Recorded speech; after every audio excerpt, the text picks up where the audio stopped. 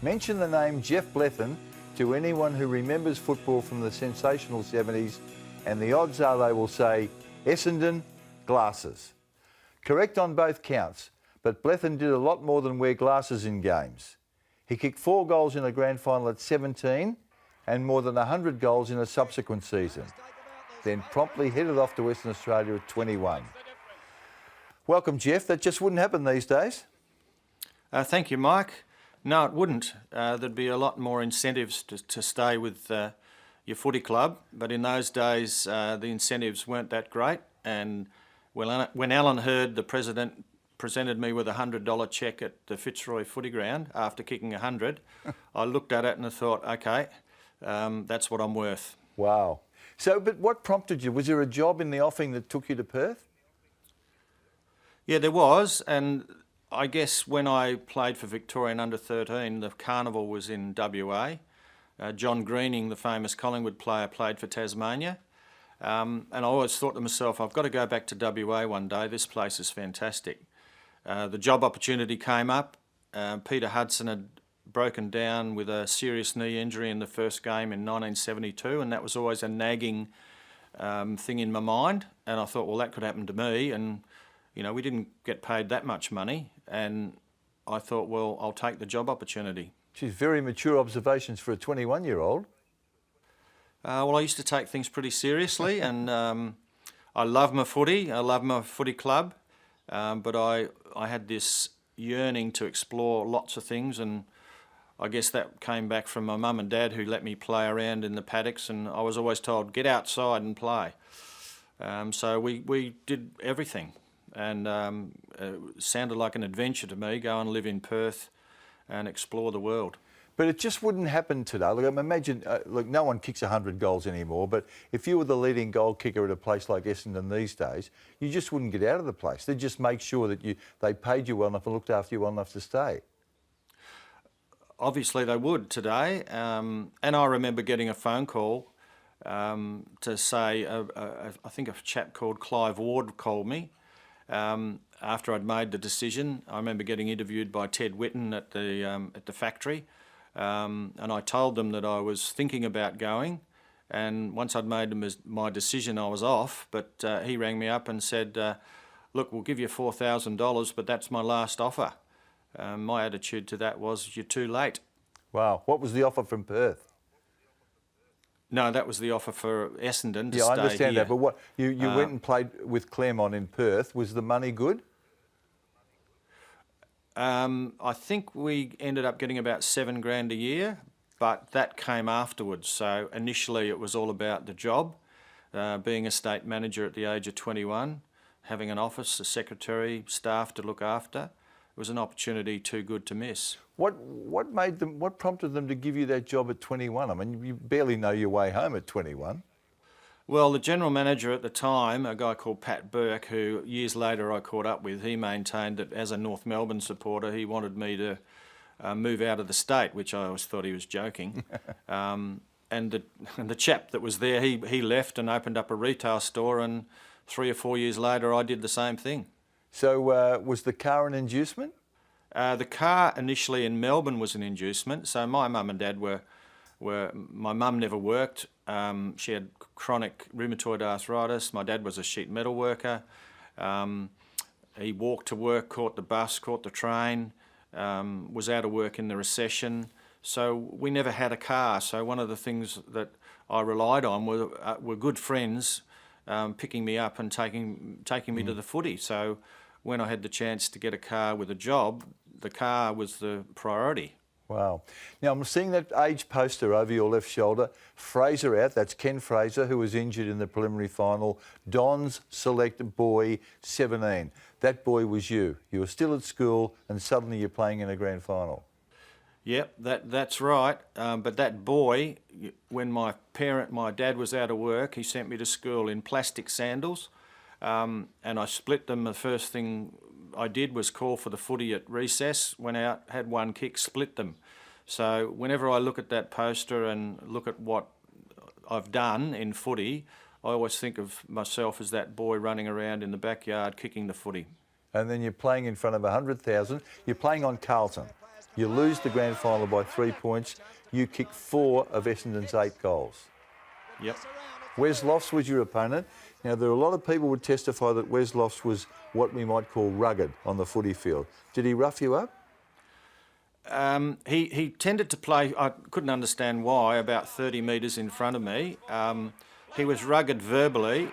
I found out that my mother, who was a Methodist lady and went to church every Sunday, did a lot of work around St Kilda that day. So that was news to me. Now, did you play in glasses in the grand final? No, I was trying, in the midst of trying the contact lenses, and they were those, you wearing glasses yourself would understand, that those little hard little lenses that were being sort of trialled and introduced into the market. I'd had 2 or 3 pairs and lost one on each occasion, and I went into the grand final only wearing one. So I used to go to the reserve games, pretend to put in my both contact lenses, but in the corner in the dressing room, but actually only wore one. So Wow. It was a bit difficult seeing out of the corner of my eye with one eye. Have you got a pair of the old glasses that you wore? Yep, I do.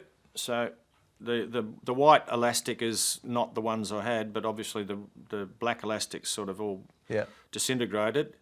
Here they are. It used to have a rubber bridge over the top. That's long gone. And I felt very safe in them because the lenses would only come out the front. Mm-hmm. So the lens would only come out the front, and it's about 1/4 of an inch thick. And I remember wearing them the first time, and I think my opponent got the shock of his life when I tackled him, and I got a free kick in the goal square. So a few people tried to get rid of them off my head, but not like it would be in this day and age. And they were great, very safe, I could see, and they were unbreakable. What was wrong with your eyes?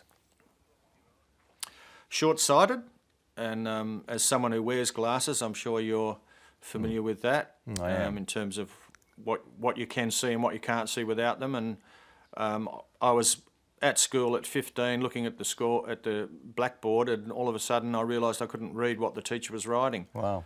So mum took me to the optometrist, and there was a few little waverings of what I could do or what I could play and couldn't play. Unfortunately, these fitted the bill. Okay, grand final week 68. You've played 2 games early in the season, I think rounds 3 and rounds 4. And then Ken Fraser was injured in the preliminary final. When did you find out that you were going to play in the granny? Well, Jack Clark, the coach, we used to train on a Monday, Wednesday and Friday. And so that was the schedule, and the reserves finished second or top as well. We won the second semi-final, so both teams were playing in the grand final, and as was the thing to do then, we were all training together. So I'd spent the week talking to my footy coach at school, Fitzy, and he talked to me about leading here, leading there, and what I did right and what I did wrong in the second semi. And so I was all prepared mentally to line up for the reserves. And Friday night went to the training run. It was light, it was fantastic. And then afterwards we all went to the boardroom, and they read the team out, and I was in it. You were still at school then, weren't you? I was still at school, so afterwards I got my bag and I walked home as I normally do. You know, walked home a mile and went home, and then all of a sudden it got a bit crazy. I bet it did. Now, grand final day, how'd you get to the footy? What was it like sort of negotiating your way through the crowds? Well, we used to go reasonably early, park in one of the streets near the park there. I think the Fitzroy Gardens, I think they are, from memory, and go the normal sort of time. And it was a blustery northerly wind. My first game against Carlton was a very similar day, but you didn't have the protection at Princess Park, it was known then. So the wind had a really definite across the ground effect on everything. Whereas at the MCG it was swirling around, and we just walked to the footy, went into the rooms, and they had all the banners and all the. You know, it was just a fantastic atmosphere. I didn't really know what to do, to be honest. So with my bag, just tried to soak up the atmosphere, get prepared, and I remember Alec Epis helping me run out through the race and around the ground, and there was 116,000 people Wow. there. To this day, my feet did not touch the ground. They felt as if they didn't touch the ground, and you have to experience it to understand it. It was unbelievable. Your feet often didn't touch the ground. I mean, you were a big flyer, a high flyer. I remember you was probably about 6 feet tall, as thin as a reed, probably 12 stone at best, with this huge leap. Well, I had a look the other day, and it listed me at 11.4 that day, so I was pretty skinny. And most of my life I played with bigger kids because I tended to play in the team above what I should have been playing. So I was used to the bigger bodies and the I guess what I had to do is work out a way to use my ability against what was a negative in terms of weight and size. You kicked 4 goals from 6 kicks that day. One of the things when I was checking your background, there was one suggestion that you had another kick that could have won the game. Is that true? Yeah. Right in the last dying minutes, the ball came out of the back line from Epis to Fletcher to Gerlach to Davis to Ellis to me. Yeah. It was a great passage of play. And because Lost tended to play well in front of me, I've always sort of tried not to watch it because I couldn't work out why I missed it. And I watched it the other day when you rang me, and I realised that what he did, he cheated. He cribbed up on the mark 2 metres.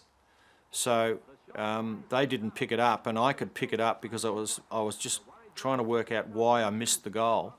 And from where I took the mark originally to where he cribbed over the mark, and it forced me to.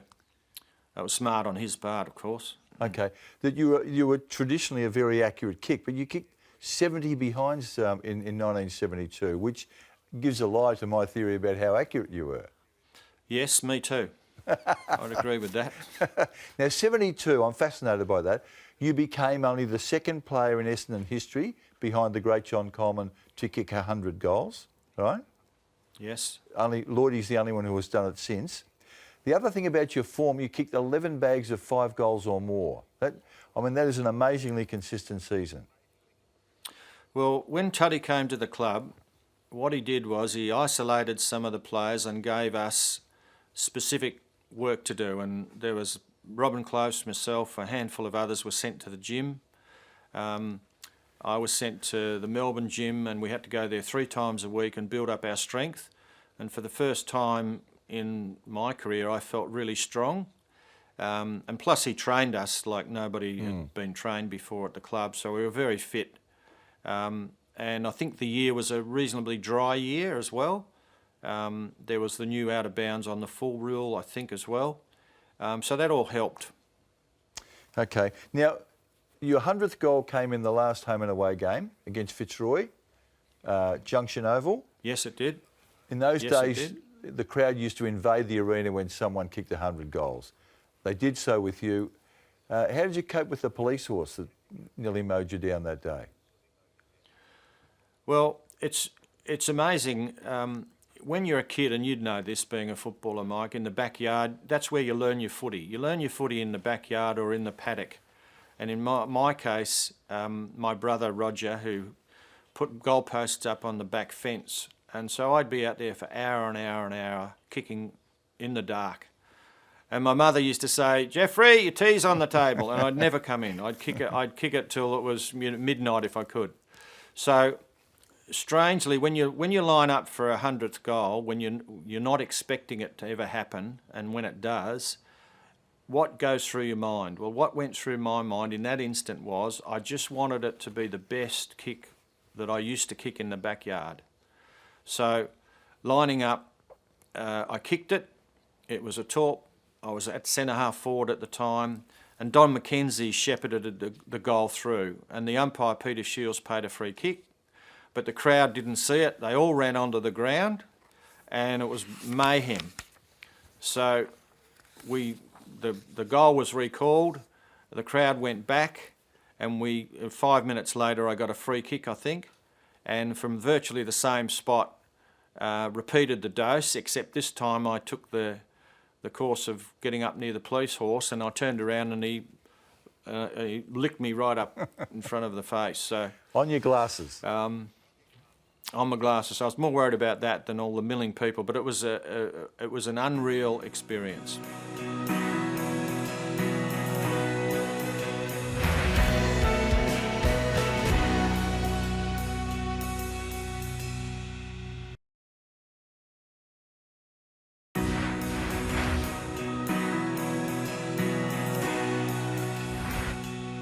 Now, there were some celebrated fullbacks that you came up against, which, I mean, admittedly we had McKenna and Hudson and Blethyn all, well, Hudson didn't kick 100 goals that year, but a crop of outstanding full forwards. But the fullbacks were pretty handy, weren't they? We talk about Southby. Was David Dench playing then? Yes, he was. Yeah. Yep. You went to school with Denchy, did you not? Yeah, I did. He was. I sat next to him, I think, in third form, and used to go to the park and kick. And he was quite short. His old man was a policeman of 6'3" or whatever, but he couldn't get a kick in the kick to kick. And then in matric, he just grew about 8 inches, and then he became a footballer. He played in the senior high team with us. We played Williamstown High one day, and we had Ken Montgomery at centre half back, who also played with Denchy. Myself at centre half forward and Denchy at full forward. He ended up with about 8, and I don't think the ball went past centre half back. Now, the fullbacks I mentioned, there's one I left out. What are your memories of Jimmy O'Day? Jimmy O'Day was interesting. You had Harvey Merrigan, Very Geoff good player, Southby Harvey. and the crew. Yep. Yeah, and the day we played St Kilda at Essendon, it was a week before I think John Greening fainted after playing on him. So I was just, the normal, how you do at the goal square, and I've never heard of somebody grunting or groaning. It's the only time in my life on the footy field I've actually thought, what the hell am I doing here? But he was a good player. Did he rough you up? Well, in the contest he tried, as they would, but he didn't go out of his way to do anything. But it was like something was going to explode, and it was just the weirdest thing.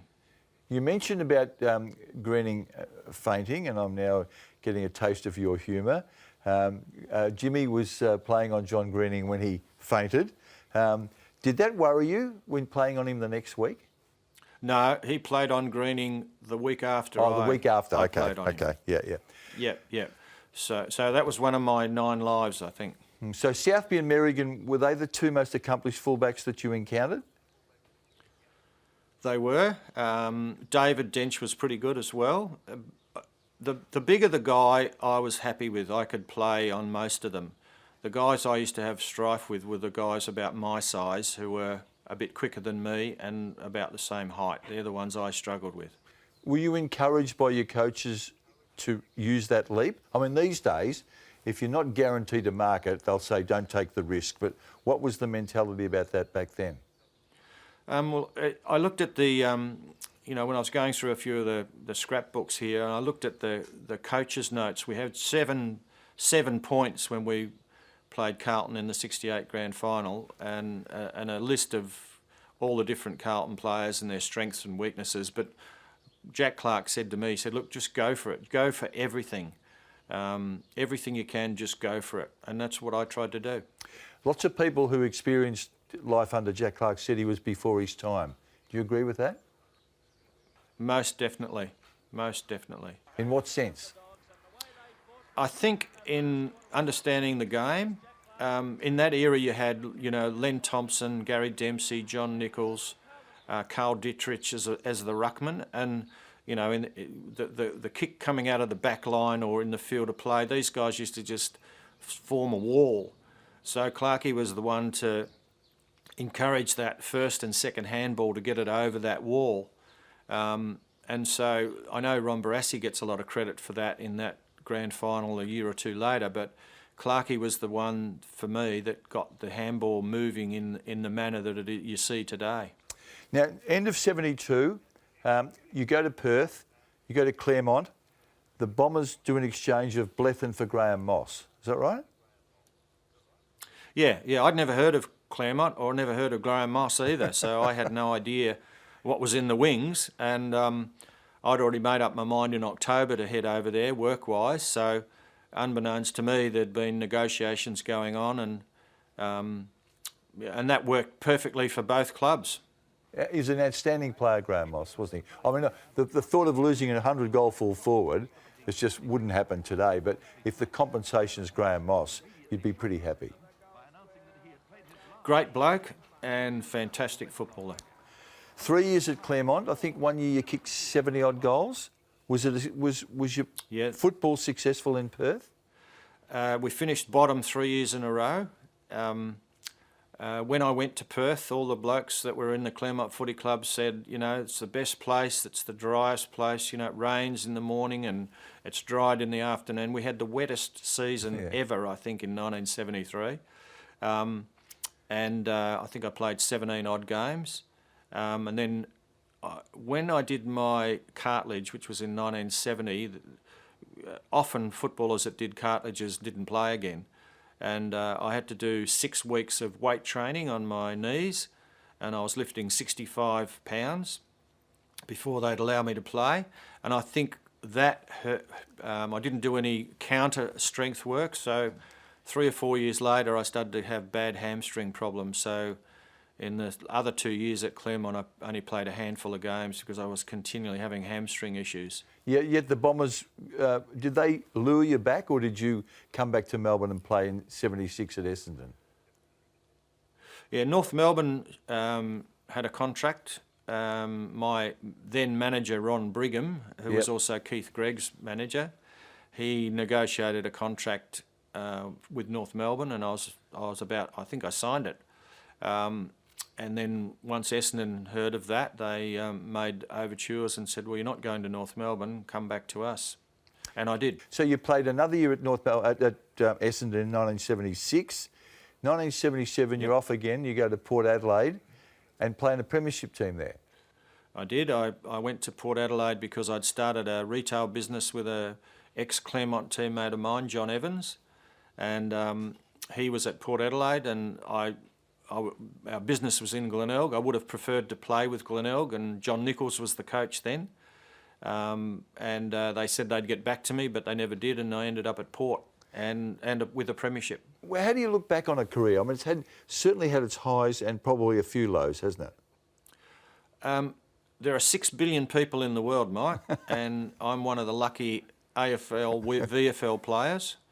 And I've been fortunate enough to play on nearly every ground in Australia. I've had the fortunate to play with and against some great footballers.